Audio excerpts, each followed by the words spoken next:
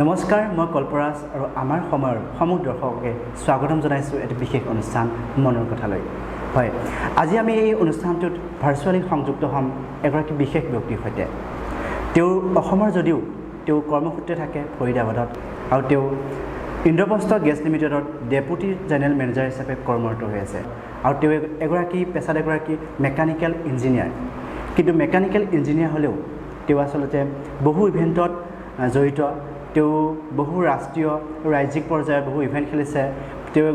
তেওঁ বিষয়ে যদি কওঁ, তেওঁ এগৰাকী মাৰাথনাৰ, ইউটিউবাৰ, ব্লগাৰ আৰু ফিটনেছ সম্পৰ্কীয় বহু লেখা তেওঁৰ আমেৰিকাৰ বহু আলোচনীত ইতিমধ্যে প্ৰকাশ পাইছে। আনকি কোৱালিটি চাৰ্কেল প্ৰজেক্টৰ ওপৰত তেওঁ ৰাজ্যিক আৰু ৰাষ্ট্ৰীয় পৰ্যায়ত বিশেষ সন্মান লাভ কৰিছে, বিশেষ খ্যাতি লাভ কৰিছে। তদুপৰি ফিটনেছ সম্পৰ্কীয় এক বিশেষ গ্ৰন্থও তেওঁ লিখি আছে, যিখন গ্ৰন্থ চলিত বৰ্ষৰে অক্টোবৰ মাহত প্ৰকাশ পাব। হয়, সেইগৰাকী ব্যক্তিৰ সৈতে আমি সংযুক্ত হ'ম। তেখেত হৈছে অমিত কুমাৰ দেৱ। ভাৰ্চুৱেলি সংযুক্ত হ'ম এই বিশেষ ব্যক্তিগৰাকীৰ সৈতে আৰু ফিটনেছ সম্পৰ্কীয় লগতে কেনেকৈ এই ৰাষ্ট্ৰীয় ইভেণ্টবোৰত মাৰাথন হওক বা বিভিন্ন ইভেণ্টবোৰত অংশগ্ৰহণ কৰিব পাৰি সেই বিষয়েও তেখেতে আমাৰ অসমৰ যুৱকসকলক বা আমাৰ সময়ৰ দৰ্শকসকলক জনাব। গতিকে আহকচোন আৰু পলম নকৰি তেখেতৰ সৈতে আমি পোনপটীয়াকৈ কথা পাতোঁ। ছাৰ, পুনতে আমি আপোনাক আমাৰ সময়ৰ অনুষ্ঠানলৈ স্বাগতম জনাইছোঁ। নমস্কাৰ। প্ৰথমত মই জয় আই অসম বুলি ক'ম। মই বহুত ধন্যবাদ জনাইছোঁ, মেনি থেংকছ জনাইছোঁ আমাৰ সময় চেনেলক, যে মোৰ লেখীয়া ব্যক্তিক আপোনালোকে গোটেই ভাৰতবৰ্ষৰ স্পেচিয়েলি আছামত আপুনি ইণ্ট্ৰডিউচ কৰিব বিচাৰিছে। সেইকাৰণে বহুত ধন্যবাদ, মেনি থেংকছ। হয়, নিশ্চয়। ছাৰ, আপোনাৰ ব্যক্তিগত জীৱন অথবা এই যি যাত্ৰা আপোনাৰ, সেই যাত্ৰাৰ বিষয়ে আমি নিশ্চয় কথা পাতিম। কিন্তু তাৰ আগতে ছাৰ, যিহেতু বৰ্তমান সমগ্ৰ দেশতে কৰোণা মহামাৰীৰ যি ট্ৰাক চলাই আছে, সেই বিষয়ে আপোনাৰ পৰা জানিব বিচাৰিম। যিহেতু আপুনি দিল্লীত বসবাস কৰি আছে, যদিও সামাজিক মাধ্যম অথবা বাতৰি যোগে তাৰ খবৰ পাই আছোঁ আমি, বা আপুনিও অসমৰ খবৰ লৈ আছে। গতিকে আপোনাৰ পৰা জানিব বিচাৰিম যে দিল্লীত বৰ্তমান পৰিস্থিতি কেনেকুৱা? দিল্লীত যোনটো কণ্ডিশ্যন আছিলে কৰোণাত, বহুত বেয়া কণ্ডিশ্যন হৈ গৈছিলে। মই নিজে ভুক্তভোগী, মই নিজে চাইছোঁ। সেইটো সময়তে আমাৰ ইন্দ্ৰপ্ৰস্থ গেছ লিমিটেড আমাৰ ছাৰ্ভিচ বন্ধ হ'ব নোৱাৰে, কেলেকি আনইণ্টাৰেপ্টেড ছাপ্লাই আমি গেছ দিব লাগে, কি আমাৰ CNG আৰু PNG দুটাই বিজনেছ আছে। সেইটো কাৰণে আমাৰ কমিটমেণ্ট টুৱাৰ্ডছ দ্য ছ'চাইটি আছিলে 24/7। এই কৰোণা টাইমতো আমি গোটেই ছাৰ্ভিচ দিছোঁ, গোটেই দিল্লীক ছাৰ্ভিচ দিছোঁ।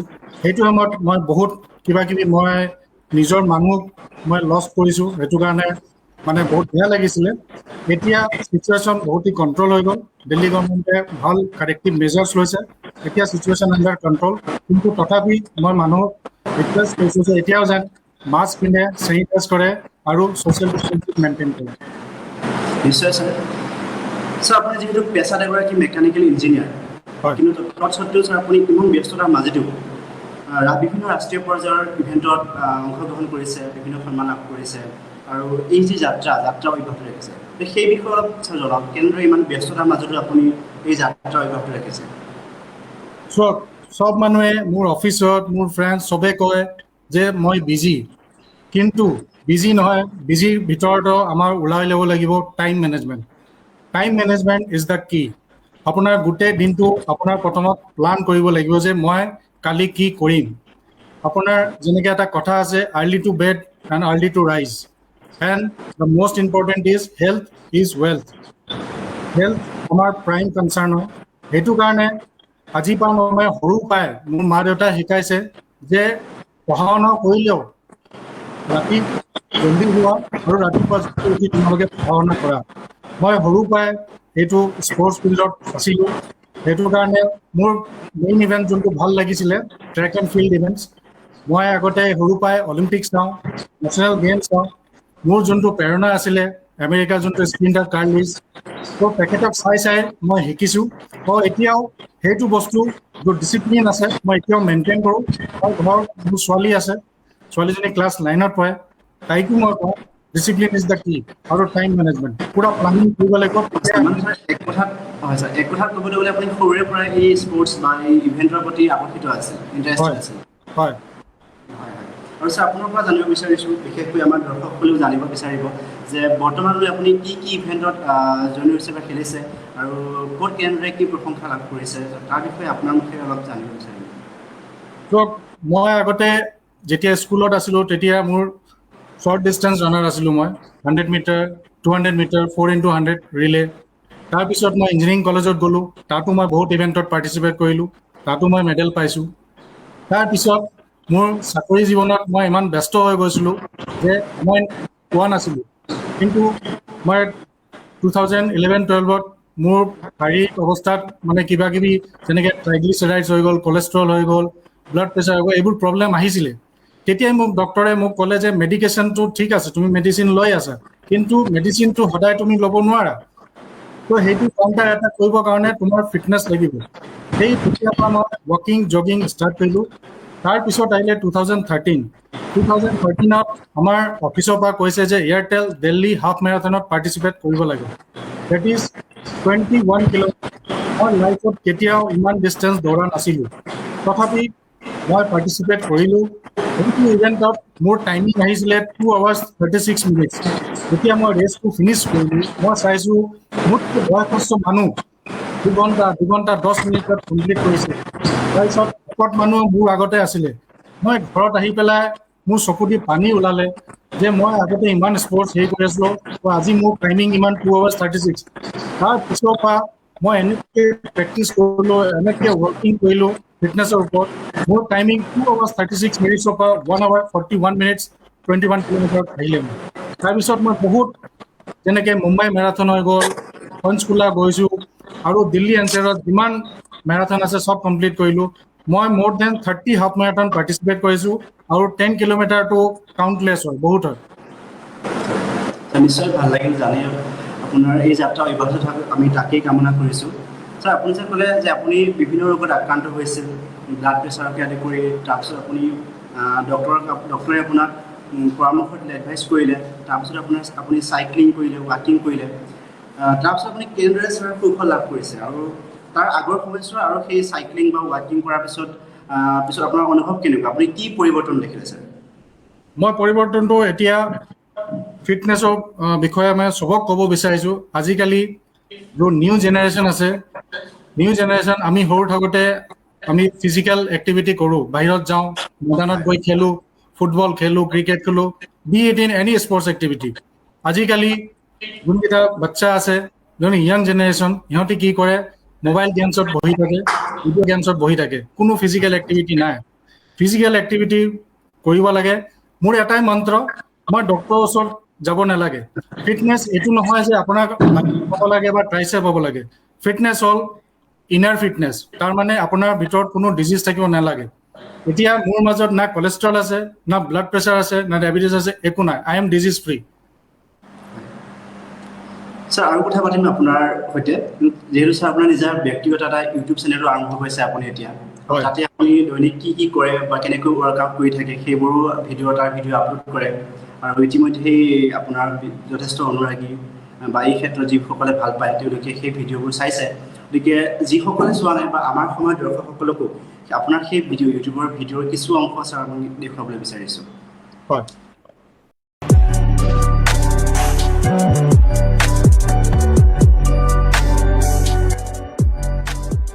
Hello friends, welcome to AKT fitness world. आज आप लोगों के लिए मैं टॉपिक लेके आया हूँ 2 dumbbell workout at home and that will B full body workout. तो बिना टाइम वेस्ट करते हुए आइए एक बार वर्कआउट देख लेते हैं।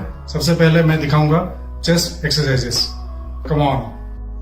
तो दोस्तों, सबसे पहले चेस्ट वर्कआउट देख लेते हैं। आपको ऐसे लाई डाउन करना है। ये 2 डंबल है 10-10 kg के। अकॉर्डिंग टू योर कंफर्टेबल आप अपना वेट वेरी कर सकते हैं। 7.5 के भी ले सकते हैं, 5 kg भी ले सकते हैं। मैं आपको बताऊंगा पुल ओवर। आपको ठीक इसी पोजीशन पे लाई करना है और इसको अपने पीछे लेके ऐसे। तो आप लोगों ने चेस्ट वर्कआउट देख लिया, अब शोल्डर का टाइम है। ऐसे इसको लैटरल रेज बोलते हैं।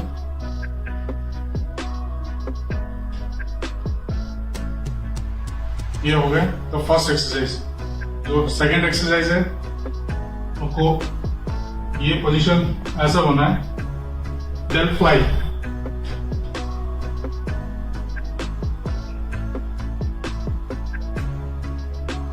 इसको बोलते हैं डेल फ्लाई। और थर्ड एक्सरसाइज है सिंगल आर्म रेस। फिर 2 सेट्स और धीरे धीरे हम इसको बढ़ाएंगे। अभी हम लोग ट्राइसेप वर्कआउट होता है, कैसे किया जाता है वो एक बार देख लेते हैं। दोस्तों अभी जो एक्सरसाइजेज है वो ट्राइसेप वाले एक्सरसाइज देख लेते हैं। इसको बोथ हैंड से इसको होल्ड करना और ओवर इट। নিশ্চয় প্ৰিয় দৰ্শকসকল, আপোনালোকে প্ৰত্যক্ষ কৰিলে যে অমিত কুমাৰ দেৱ ছাৰে কিদৰে সেই ইউটিউব চেনেলত তেওঁ যিবোৰ ক্ৰমৰাজীবাত কেনেকৈ তেওঁ প্ৰকাশ কৰে তাৰ কিছু অংশ আপোনালোকক দেখুৱালোঁ। আপোনালোকেও নিশ্চয় ভাল পাইছে। ছাৰ, আৰু এটা কথা জানিবলৈ বিচাৰিছোঁ যে বৰ্তমান সময়ত দেখা যায় যে বহুতে নিজৰ শৰীৰৰ প্ৰতি যত্ন নলয় বা বহুতে ডায়েট মেইনটেইন কৰে যদিও ছাৰ কিছুমান সুস্বাদু আহাৰ নাখায় বা ভয় কৰে ক'ৰবাত ফেটছ বাঢ়ি যাব বুলি, বা বহুতে ছাৰ মাছ মাংস একেবাৰে ত্যাগ কৰাৰ নিচিনা হৈ যায়। গতিকে আপোনাৰ এই ক্ষেত্ৰত মন্তব্য কি? আপুনি কেনেদৰে নিজকে সেই ফিটনেছ বা ফিট কৰি ৰখাৰ ক্ষেত্ৰত আপুনি কি পদ্ধতি অৱলম্বন কৰিছে? মোৰ এটাই পদ্ধতি আছে, আপুনি যিমান কেলৰি লওক, কিউকি আমাৰ বডিত কাৰ্বহাইড্ৰেটছো লাগে, প্ৰটিনো লাগে, ফাইবাৰ লাগে। তো আমি যোনটো ভেজিটেবলছ লওঁ, আমি যোনটো ফ্ৰুটছ ল'ম, আমি যোনটো নন ভেজ আইটেম ল'ম, সেইটোত আমাৰ কিমান প্ৰটিন লাগে, কিমান কাৰ্বহাইড্ৰেট লাগে, এইটো ডায়েট চাৰ্ট এটা মেইনটেইন কৰিব লাগে। সেই ডায়েটৰ ভিডিঅ' মই একেডি ফিটনেছ চাৰ্ট যোনটো মোৰ ইউটিউব চেনেল আছে তাত দিয়া আছে, আপোনালোকে এইটো চাব পাৰে। আৰু এটা কথা ক'ম, ৰাতি শুওঁতে মানুহবিলাকে, আমাৰ লেখীয়া মানুহ, বয়সস্থ মানুহ, নিউ জেনেৰেশ্যন চবে খাই বৈ শুই দিয়ে। সেইটো কেতিয়াও শুব নালাগে, অলপ ডাইজেশ্যনৰ কাৰণে টাইম দিব লাগে। সেইকাৰণে আপুনি যদি প্লান কৰিছে 9:30 শুবৰ কাৰণে, সেইকাৰণে বাই 8:30 আপোনাৰ ডিনাৰটো ফিনিছ কৰি ল'ব লাগে। আৰু ডিনাৰ মানে অলপ কোৱান্টিটি কম, মেক্সিমাম কনচেনট্ৰেশ্যন আমাৰ কৰিব লাগে। যেনেকৈ চালাড হৈ গ'ল, ডাল হৈ গ'ল, এইবোৰ খাব লাগে। ব্ৰেকফাষ্টত আপোনাৰ হৈ গ'ল অ'টছ হৈ গ'ল, দালিয়া হৈ গ'ল, তাৰপিছত আপোনাৰ ফ্ৰুটছ ড্ৰিংক হৈ গ'ল, এইবোৰ খাব লাগে। অফিচত মই চাইছোঁ যেনেকৈ 11টা 11:30 বজাত আমাৰ ভোক লাগি যায়। তো মই এতিয়া ইউটিউব চেনেলত আৰু এটা ভিডিঅ' মই আপলোড কৰিম, মিড ডে স্নেক্স বুলি। তাত ভেজিটেবলছৰ চালাড আৰু ফ্ৰুটছ চালাড এইবোৰ কৰিব লাগে। তাৰপিছত যেতিয়া আমি সন্ধিয়া সময়ত উভতি আহোঁ, মই ডেইলি ড্ৰাইভিং হয় 70 কিলোমিটাৰ্ছ। মই ফৰিদাবাদৰ পৰা দিল্লী যাওঁ 35-70 কিলোমিটাৰ্ছ। তো গাড়ীত আপুনি বিস্কিট ৰাখিব পাৰে, স্প্ৰাউটছ ৰাখিব পাৰে। এইবোৰ বস্তু যদি আমি ডায়েটটো মেইনটেইন কৰোঁ তেতিয়াহ'লে আমাৰ হেল্থটো ভাল থাকিব। কিন্তু অকল খোৱা খালে নহ'ব, আমাৰ ৱৰ্কআউটো কৰিব লাগিব। যোনটো আমাৰ ভিতৰত কেলৰি আছে, we have to burn our calories also'. নিশ্চয় ছাৰ, ভাল লাগিল জানি। আৰু যিসকলে ডায়েট মেইনটেইন কৰিব বিচাৰিছে বা নিজকে ফিট ৰাখিব বিচাৰিছে, গতিকে ছাৰৰ মন্তব্য শুনিলে, গতিকে তেওঁলোকেও এই পদ্ধতি ব্যৱহাৰ বা প্ৰয়োগ কৰি চাব পাৰে।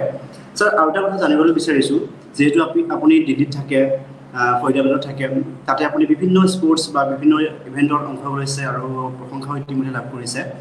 ছাৰ, অসমৰ যিসকল যুৱক যুৱতী আছে, বিশেষকৈ যিসকল নিউ কামাৰ, তেওঁলোকক আপুনি কি পৰামৰ্শ দিব যে এই ক্ষেত্ৰত, এই ফিল্ডত যিসকলে আহিবলৈ বিচাৰে বা নিজকে ফিট ৰাখিবলৈ বিচাৰে বা বিভিন্ন ইভেণ্টত অংশ ল'ব বিচাৰে, তেওঁলোকলৈ আপোনাৰ পৰামৰ্শ কি ছাৰ? মোৰ পৰামৰ্শ এটাই যে ছাকচেছ যদি পাবলৈ হয়, কিমান বাৰ ফেইলিয়ৰ হয়, এবাৰ, দুবাৰ, 10 টাইমছ, 20 টাইম, কিন্তু এৰি দিব নালাগে। আমাৰ যোনটো লাইফত অবজেক্টিভ আছে বা গ'ল আছে, সেইটো আমাৰ পাবহে লাগিব। Make failure as a tool, then you will achieve your success. দিল্লীত ইনফ্ৰাষ্ট্ৰাকচাৰ আছে, আমাৰ কোচিং ফেচিলিটি আছে। মই যাৰ আণ্ডাৰত কোচিং লৈ আছিলোঁ, সি হ'ল মিষ্টাৰ সঞ্জয় দছিলা। সি এক নেশ্যনেল লেভেল ৰানাৰ হয়, মানে ধুৰন্ধৰ ৰানাৰ হয়। এনেকুৱা ট্ৰেইনিং কৰায় মানে আপোনাৰ এণ্ডুৰেঞ্চ লেভেল, ষ্ট্ৰেংথ লেভেল চব আপ কৰি দিব। আপোনাৰ মেইন যোনটো লাংছ কেপাচিটি হয়, লং ডিষ্টেঞ্চ ৰানাৰৰ কাৰণে আপোনাৰ লাংছ কেপাচিটি, সি ভাল ট্ৰেইনিং দিয়ে। তো সেইটো কাৰণে মই অসম গভৰ্ণমেণ্টকো কৈছোঁ যে আমাৰ অসমতো ভাল ইনফ্ৰাষ্ট্ৰাকচাৰ হ'ব লাগে।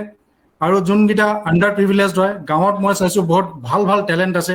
এই টেলেণ্টকেইটাক আমাক আইডেণ্টিফাই কৰি মই বিচাৰোঁ যে অসমৰ পৰাও মানুহ অলিম্পিক লেভেলত গৈ they can bring glory for India. Sir, ইয়াৰ মাজতে আৰু এটা কথা সুধিবলৈ বিচাৰোঁ, যিহেতু আপুনি দিল্লীত থাকে, অসমৰ তুলনাত তাত যথেষ্ট এই ক্ষেত্ৰত সুবিধা বেছি, ট্ৰেইনিং চেণ্টাৰৰ পৰা আদি কৰি প্ৰশিক্ষক, তাত সকলো ফালৰ পৰা সা সুবিধা পোৱা যায়।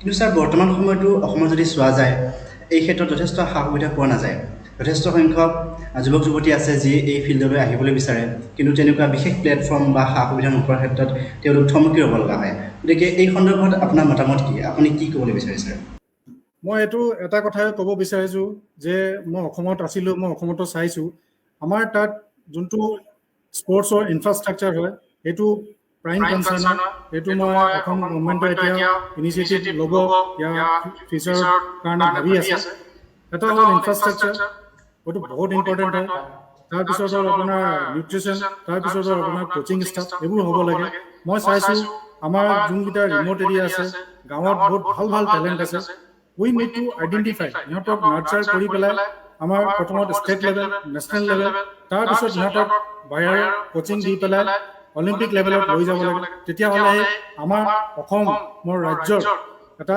নাম হ'ব যে এটলিষ্ট দে হেভ ব্ৰট চাম গ্ল'ৰি ফৰ ইণ্ডিয়া তো সেইকাৰণে মই বিচাৰোঁ যে ইনফ্ৰাষ্ট্ৰাকচাৰটো ডেভেলপ কৰা বহুত জৰুৰী আৰু চব মই চাইছোঁ বহুত গৰীব ঘৰৰ আছে যোনকেইটা আণ্ডাৰ প্ৰিভিলেজ হয় সিহঁতৰ জোতা কিনিবৰ কাৰণে পইচা নাই খাবৰ কাৰণে পইচা নাই সিহঁতি ডায়েট কি বস্তু নিউট্ৰিশ্যন কি বস্তু নাজানে কিন্তু টেলেণ্ট আছে তো অসম গভৰ্ণমেণ্টৰ এইটো প্ৰাইম ৰেছপনচিবিলিটি হয় কি ইহঁতক এটলিষ্ট ছাপৰ্ট কৰি পেলাই এটা ইহঁতক লেভেলত আনিলে মই চিয়'ৰ হৈ আছোঁ যে অসমৰ পৰা আমাৰ কোনোবাই যাব এটলিষ্ট অলিম্পিক মেডেল আনিব পাৰিব হয় নিশ্চয় ছাৰ আমিও সেই কামনা কৰোঁ যাতে ৰাজ্য চৰকাৰে সেই দিশসমূহ অলপ চাওক ভালদৰে আৰু যিসকলে আগবাঢ়ি আহিম বুলি ভাবিছে বা এই ক্ষেত্ৰত ইচ্ছুক তেওঁলোকে যাতে সেই সপোন পূৰ কৰিব পাৰে ছাৰ আপুনি ইমান এই বৰ্তমানলৈ যিখিনি আগবাঢ়ি আহিছে বা আপোনাৰ যি এই যাত্ৰা এই ক্ষেত্ৰত আপোনাক নিশ্চয় কোনোবাই নহয় কোনোবাই প্ৰেৰণা যোগাবই লাগিব গতিকে এই ক্ষেত্ৰত আপোনাৰ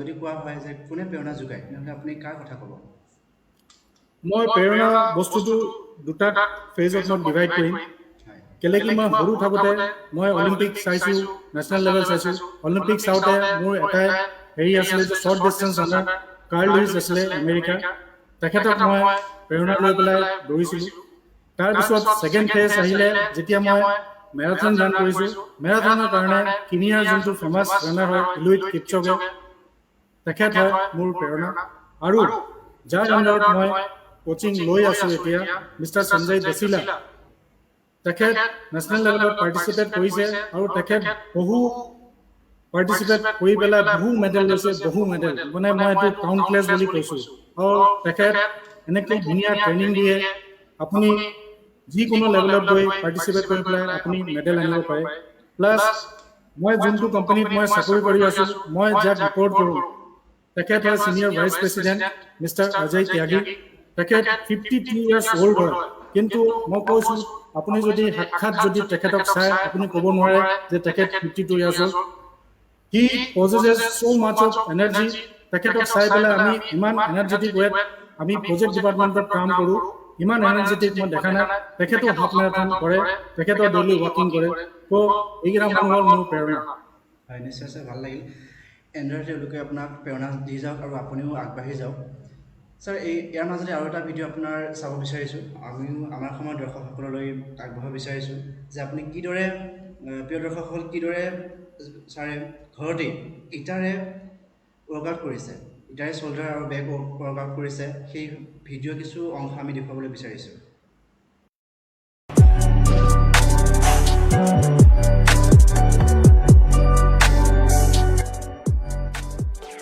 hello friends welcome to AKD fitness world आज मैं आपके लिए कुछ अलग तरीके के एक्सरसाइज लेके आ रहा हूँ that will be shoulder and back workout with the help of bricks ऐसे नहीं करना है ऐसे रहना है और ऐसे भी नहीं करना है posture should be correct and hold your brick like this झुकने की जरूरत नहीं ब्रेक को ऐसे लीजिए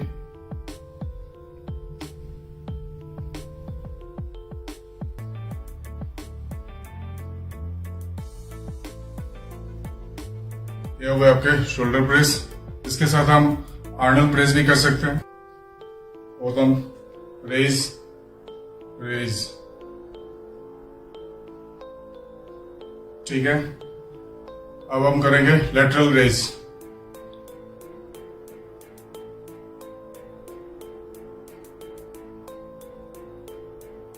নিশ্চয় দৰ্শকসকলে ইয়াত দেখিলে ছাৰে কিদৰে নিজৰ ঘৰতেই ইটাৰে ৱৰ্কআউট কৰিছে। ছাৰ এই কথা কেনেদৰে মনলৈ আহিল আৰু এনেকৈ নিশ্চয় আৰু যিসকল দুখীয়া দৰিদ্ৰ আছে বা যিসকলে ইচ্ছুক তেওঁলোকেও এনেদৰে নিশ্চয় ইটাৰে বা আন বিভিন্ন সামগ্ৰীৰে ঘৰুৱা সামগ্ৰীৰে এনেদৰে ৱৰ্কআউট কৰিব পাৰে। মই ক্ৰেডিট কৰোণাকে দিম। কৰোণা নিশ্চয় আমাৰ জীৱনটো খুব বেয়া কৰি দিলে, কিন্তু কৰোণাই বহুত বস্তু শিকাইও দিলে। আজি যোনটো ইণ্টাৰভিউ মই আপোনাৰ লগত কৰি আছো সেইটো পচিবল নহৈছিলে আপুনি মোৰ ঘৰত আহিলে হয়, মই আপোনাৰ চেনেলত গৈ পেলাই যাব লাগে, কিন্তু আপুনি ক'ত বহি আছে মই ফৰিদাবাদত বহি পেলাই আমি এইটো কনভাৰচেশ্যন কৰি আছো। সেইটো বস্তু যেতিয়া কৰোণাৰ টাইমত মই জিম যাব নোৱাৰিছিলোঁ, বাহিৰত যাব নোৱাৰে কোনোবাই, তেতিয়া মই মাথাত এটা আইডিয়া আহিলে যে মই নিজক কেনেকৈ ফিট ৰাখিব পাৰোঁ। তেতিয়া মই হোম ৱৰ্কআউট ষ্টাৰ্ট কৰিলোঁ। তাৰপিছত মই ভাবিলোঁ যে মই নিজে ফিট হৈ আছোঁ, কিন্তু বাকী যোনকেইটা মানুহ আছে আমাৰ সমাজত তেখেতৰ কাৰণে এটা ফিটনেছ এৱেৰনেছ প্ৰগ্ৰাম কৰিব লাগে। তো মই কোনটো মাধ্যমত সিহঁতলৈ মই বস্তুটো মেছেজটো মই পঠাব পাৰোঁ। তেতিয়া মোৰ মাথাত আইডিয়া আহিলে কি ইউটিউব চেনেল এটা ক্ৰিয়েট কৰোঁ, যাতে এইটোৰ মাধ্যমে চবে ঘৰত জানিব পাৰে যে ঘৰৰ বস্তু লৈ পেলাই মই নিজে কেনেকৈ ফিট থাকিব পাৰিম। ঘৰত আপুনি ৱাটাৰ বটল লৈ কৰিব পাৰে, টাৱেল লৈ কৰিব পাৰে, কিতাপ লৈ কৰিব পাৰে, আপুনি চোফাত এক্সাৰচাইজ কৰিব পাৰে, আপুনি বেডত কৰিব পাৰে, আপুনি চকীটো কৰিব পাৰে। তো এইকেইটা লৈ পেলাই মোৰ মেইন কনচাৰ্ণ এইটো আছিলে যে ফিটনেছ এৱেৰনেছ প্ৰগ্ৰাম কিভাৱে সমাজৰ মাজত আনিব পাৰোঁ। হয়, নিশ্চয়। হয়, ছাৰে জনালে প্ৰিয় দৰ্শকসকল যিসকলে ভাবিছে যে সবিশেষৰ বাবে ছাৰৰ ইউটিউব চেনেল চাব পাৰে, কেনেদৰে ইটাৰে ৱৰ্কআউট কৰা হয় সেই সকলো ছাৰে ভিডিঅ' আপলোড কৰিছে, গতিকে তাৰ পৰা আপোনালোকে চাব পাৰে। ছাৰ আৰু আপোনাৰ পৰা বেছি সময় নলওঁ, যিহেতু আপুনি খুব ব্যস্ত থাকে, আৰু দুটামান প্ৰশ্ন কৰিম আপোনাক। ছাৰ, যিহেতু সমগ্ৰ দেশতে কৰোণাই যি ট্ৰাক চলাই আছে, দেখা গৈছে যে ঠায়ে ঠায়ে লকডাউন হৈছে, গতিকে আপুনি ৰাইজলৈ কি আহ্বান জনাব? ৰাইজ কেনেদৰে থকা উচিত বা এই সচেতনতাৰ সম্বন্ধে আপুনি কি ক'ব? এতিয়া যোনকেইটা ষ্টেটত এতিয়া লকডাউন হৈ আছে, এজ ৱাইজ আমি আনলক কৰি আছো, বস্তুকেইটা লাহে লাহে খুলি আছে। তো এইটো আমাক বুজিব লাগে যে যেনেকৈ গভৰ্ণমেণ্টৰ ৰেছপনচিবিলিটি এজ এ চিটিজেন মোৰো ৰেছপনচিবিলিটি হয় যে মই মাস্ক পিন্ধিব লাগে, চেনিটাইজ কৰিব লাগে আৰু ছ'চিয়েল ডিষ্টেঞ্চ কৰিব লাগে। আমি সদায় কি কৰোঁ, কিবা এটা আনলক হৈ গ'লে আমি পাৰ্টি মুডত গুচি যাওঁ, আমি ক'ৰবাত ফুৰিবলৈ গুচি যাওঁ। সেইটো বস্তু আমাৰ লিমিটত কৰিব লাগে। কেলৈ কি চব বস্তু গভৰ্ণমেণ্টক ব্লেম কৰি লাভ নাই, কিছু আমাৰো আগবাঢ়িব লাগিব আৰু গভৰ্ণমেণ্টৰো আগবাঢ়িব লাগিব। তেতিয়াহে আমাৰ এই সমাজটো ভালকৈ আমি সুস্থভাৱে থাকিব পাৰিম। ছাৰ, আপোনাৰ ভৱিষ্যত পৰিকল্পনা কি? মোৰ ভৱিষ্যতত 3টা টাৰ্গেট আছে। এটা হ'ল এতিয়ালৈ মই 30 হাফ মেৰাথন কৰিছোঁ, মই 100 হাফ মেৰাথন, মই চেঞ্চুৰী হাফ মেৰাথন কৰিব বিচাৰিছোঁ। ছেকেণ্ড হ'ল ফিটনেছ এৱেৰনেছ প্ৰগ্ৰাম, যোনটো মই ষ্টাৰ্ট কৰিলোঁ, এইটো গোটেই ভাৰতবৰ্ষত যাতে স্প্ৰেড আউট হৈ যায়, I can reach each one of you. আৰু থাৰ্ড হ'ল মই যদি ভৱিষ্যতত সময় থাকে বা চান্স পাওঁ, আইৰণ মেনৰ কাৰণে মই ট্ৰাই কৰিম। ছাৰ, শেষৰটো প্ৰশ্ন, যদি এই ক্ষেত্ৰত আপোনাক কোনো ব্যক্তিয়ে যোগাযোগ কৰিব বিচাৰে, বিশেষকৈ অসমৰ কোনো যুৱক যুৱতীয়ে যদি জানিবলৈ বিচাৰে বা আপোনাৰ পৰা পৰামৰ্শ বিচাৰে, তেনেহ'লে আপোনাক কেনেদৰে যোগাযোগ কৰিব বা যোগাযোগ কৰিব পৰাটো সম্ভৱ নে ছাৰ? যোগাযোগ কৰিবলৈ কাৰণে মোৰ ইমেইল আইডি এইটো তলত দিয়া আছে, middev804@gmail.com। তাৰপিছত আপুনি যোনটো ইউটিউব চেনেল চাইছে তাত কমেণ্ট বক্স আছে, কমেণ্ট বক্সত আপুনি কমেণ্ট কৰি পেলাই আমাক কৰিব পাৰে যে ছাৰ এইটো বস্তুত আপুনি ৱৰ্কআউটটো দিয়ক, বা এইটো পোষ্টাৰত কেনেকৈ আপুনি কৰিব পাৰে, কিবা কেনেকৈ ডায়েট খাব পাৰি, মোৰ ৰানিং পোষ্টাৰটো কেনেকুৱা, কিমান ৰানিং কৰিব লাগে, কিমান চাইক্লিং কৰিব লাগে, এইবোৰ বস্তু আপুনি কমেণ্ট বক্সত মোক ক'লে I can always help U.